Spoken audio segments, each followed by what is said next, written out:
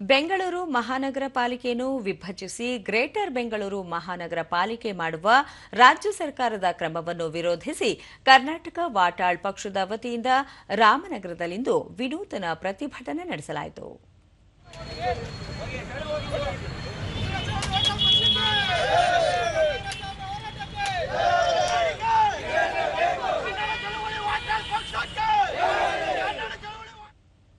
ಬಳಿಕ ವಾಟಾಳ್ ನಾಗರಾಜ್, ನಾಡಪ್ರಭು ಕೆಂಪೇಗೌಡ ಅವರು ಕಟ್ಟಿದ ಬೆಂಗಳೂರನ್ನು ವಿಭಜಿಸಬಾರದು ಎನ್ನುವ ಉದ್ದೇಶದಿಂದ ಹೋರಾಟ ಮಾಡಲಾಗುತ್ತಿದೆ. ರಾಜ್ಯ ಸರ್ಕಾರ ವಿಭಜನೆಗೆ ಅವಕಾಶ ಮಾಡಿಕೊಡಬಾರದು ಎಂದರು.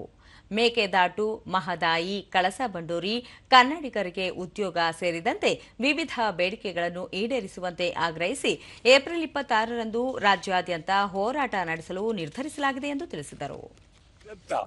ಬೆಳಗಾವಿಯಿಂದ ಚಾಮರಾಜನಗರದವರೆಗೆ, ಮಂಗಳೂರಿನಿಂದ ಮೈಸೂರಿನವರೆಗೆ 2 ಕೋಟಿ ಈಡ್ಗಾಯ್ ಒಡೆಯುವ ಚಳವಳಿ, ಕನ್ನಡ ಚಳವಳಿ, ವಾಟಾಳ್ ಪಕ್ಷ 2 ಕೋಟಿ ಈಡ್ಗಾಯ್ ಹೊಡೆಯುವ ಮೂಲಕ ತೀವ್ರ ಚಳವಳಿಯನ್ನು ಆರಂಭ ಮಾಡ್ತಾ ಇದ್ದೀವಿ.